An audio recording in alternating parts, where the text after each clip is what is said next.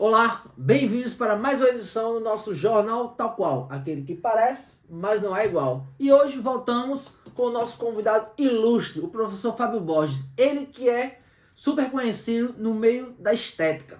Boa noite, professor, tudo bom? Tranquilo.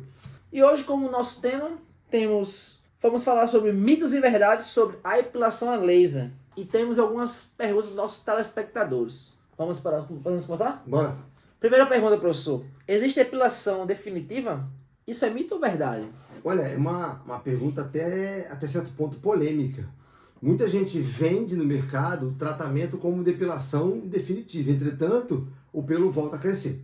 Existem várias situações onde o pelo volta a crescer, ou situações onde o pelo pode voltar a crescer. Uma delas é o pelo búlgico.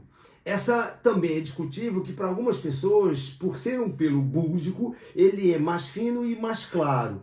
Entretanto, normalmente não dá aspecto inestético, mas tem cliente que se incomoda. Tem cliente que não quer ficar sem pelo nenhum, nem um pelo búlgico. Então, essa é uma polêmica. O nascimento do pelo búlgico é considerado uma quebra da depilação definitiva. Essa é uma coisa a ser bem discutida. Agora, existem outras situações onde o trauma da fotodepilação com laser e luz pulsada fazem com que o folículo piloso fique inoperante. Entretanto, esse folículo, na maioria das vezes, ele não é destruído quando a dose do laser é baixa. E aí, quando o indivíduo tem, às vezes, uma doença qualquer, ou começa a tomar algum medicamento específico para alguma coisa, mas que tem um efeito colateral para crescimento do pelo, o pelo volta a crescer. Uma coisa comum, e eu já vi em casos dos meus alunos, é de epilar, dar alta, aí a cliente começar a fazer musculação, começar a fazer uso de anabolizante e o pelo voltar a crescer. Então, a depilação definitiva ela é muito discutível. Se você danificar completamente o folículo, aí é depilação definitiva. Só que o grande problema é você atestar que houve realmente um dano total e definitivo no folículo.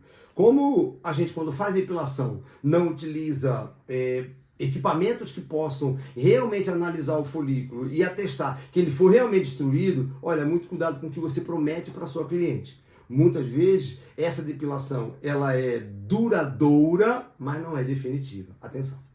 Vamos para a nossa segunda pergunta. O modo pontual é mais eficiente que a varredura? Mito ou verdade? Olha, essa é uma pergunta legal, porque hoje há no mercado muitos equipamentos que investiram no modo varredura. Equipamentos, por exemplo, de fibra ótica que investiram no modo varredura com a promessa de ser um laser mais seguro para a pele, com fototipo mais alto. O laser de varredura, ele é eficiente tanto quanto o laser pontual. Existe um trabalho publicado em 2014 que ele comparou o modo varredura do Soprano com o disparo único do LightShield Duet, aquela ponteira HS. E o Soprano, no modo varredura, foi mais eficaz, mais eficiente do que o LightShield com a ponteira HS. Então, se formos levar por esse aspecto, a varredura foi melhor. Entretanto, um outro trabalho publicado em 2017 comparou modo varredura e pontual do Soprano. E os resultados foram iguais. Então, olha, na minha opinião, tanto varredura quanto modo pontual, eles são eficazes dependendo do caso em que foi indicado. Vamos para a nossa terceira pergunta. Pode-se usar a mesma dosimetria em todas as sessões do tratamento que teremos bons resultados? Mito ou verdade? Não. Isso é mito. Você não deve usar a mesma dose em todas as sessões. Por quê? À medida que você vai danificando o folículo, a fisiologia de produção do pelo ela se altera também. Porque a proposta da depilação a laser, da epilação a laser, é que você danifique o folículo e ele pare de produzir o pelo. Ou você destrua o folículo e ele pare de produzir o pelo. Só que, às vezes, você danifica o folículo não a ponto de inativá-lo totalmente. Ele continua produzindo pelo. Não pelo búlgico, mas um pelo mais fino. E aí, esse pelo mais fino torna-se uma antena para captar radiação laser pobre. E aí, se eu utilizar, por exemplo, a mesma dose que eu usei na primeira sessão, lá na quarta sessão, a tendência é eu diminuir a minha eficácia. Então, à medida que a densidade de pelos vai diminuindo, eu posso aumentar a dose. À medida que o pelo vai afinando, eu posso aumentar a dose. E aí, é claro, podemos falar também de largura de pulso, mas Só para deixar claro, a dosimetria, tanto de energia quanto largura de pulso, não deve ser a mesma do início ao fim. Agora vamos para a nossa quarta pergunta. Os pelos só podem ser rapados no dia anterior à epilação. Mito ou verdade? Mito, muito mito. No mercado criou-se essa cultura de a pessoa rapar no dia anterior para que no dia da epilação tivesse uma pequena ponta de haste, uma pequena ponta de pelo para servir como uma antena melhor. E um exemplo que eu sempre dou para os alunos é de uma propaganda antiga, de uma lâmina de barbear que ela tinha duas, né? E aí o slogan falava que a primeira faz tchan, a segunda faz tchum. Você lembra disso? Sim. Lembra nada, você é novo. Lembro sim, faz tchan, tchan, tchan, tchan. Isso, exatamente lembro. isso. E na ilustração, a primeira lâmina cortava um pedaço do pelo, a segunda cortava o outro pedaço e ainda ficava um pedacinho. Esse pedacinho é uma antena suficiente para você fazer a epilação e ter eficácia. Então, você pode epilar no dia. Inclusive, eu defendo para os meus alunos, se for principalmente a primeira sessão do cliente, rapar o pelo na clínica. Porque se você rapa o pelo no dia do atendimento, você sabe qual é a espessura do pelo, a cor do pelo, a densidade do pelo, e isso vai nortear o ajuste dosimétrico do seu equipamento. Então a tendência é você conseguir dosar melhor o seu laser se você souber exatamente como era a região de pelos do indivíduo. Agora vamos para a nossa quinta pergunta. Quanto maior a dose do laser ou IPL, maior a eficácia? Mito ou verdade? Olha, tem um trabalho publicado em 2019 que ele mostrou que quanto maior a dose, maior o dano no folículo.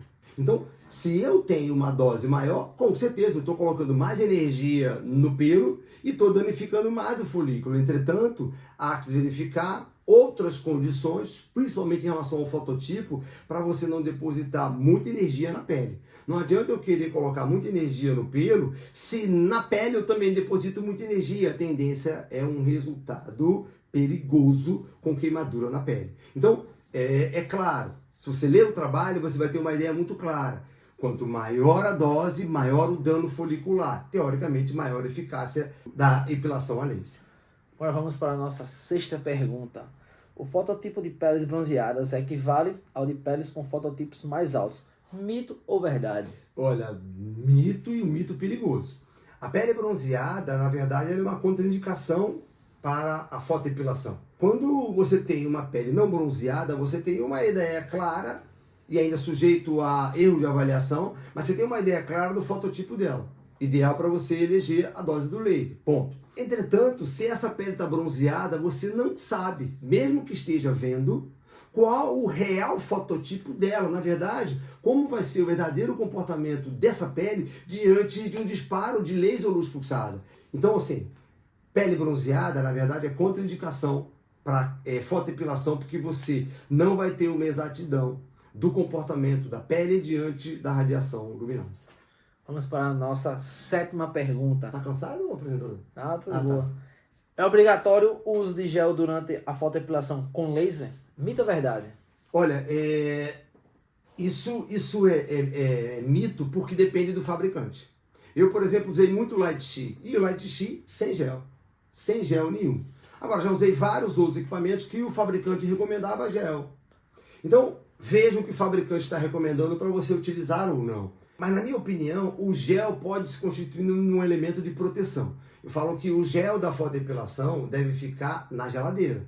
Gel na geladeira. Porque você coloca ele sobre a pele e ele acaba resfriando a pele e protege contra uma possível queimadura. Então, o ideal é que a pele esteja fria, ou pela ponteira ou pelo gel gelado. Então, não é obrigatório. Veja o que a empresa está recomendando. Mas se puder utilizar, não vai atrapalhar em nada, ainda pode proteger a pele se o gel estiver gelado. Agora vamos para a nossa última pergunta, polêmica. A fotoepilação da bolsa escrotal causa infertilidade? Mito ou verdade? Qual foi a polêmica que eu não fiquei sabendo? Vai, responde. Tá louco.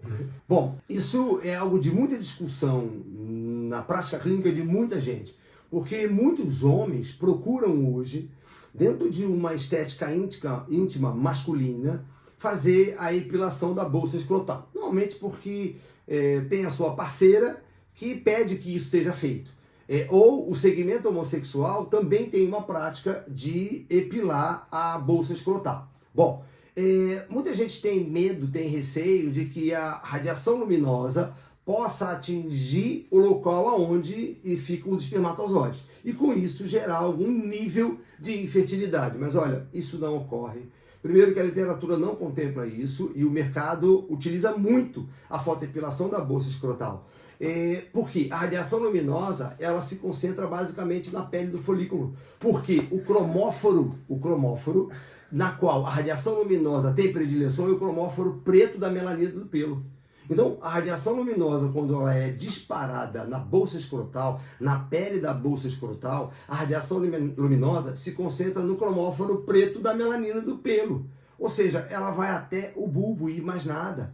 Ela não vai até onde os espermatozoides estão acondicionados, a fim de causar algum nível de fertilidade. Então, isso é mito grande. E assim encerramos mais uma edição do nosso jornal Tal Qual. Aquele que parece, mas não é igual. Boa noite. Hoje. Professor, como vai? Trocanex. Tá assim, tá... Não, eu tô... Você bebeu? Não, pô. Mais desenvolto, mais tranquilo. Calma. Pô, tá travado. Sim, porque ele faz tempo que eu não faço. Aí trava, né?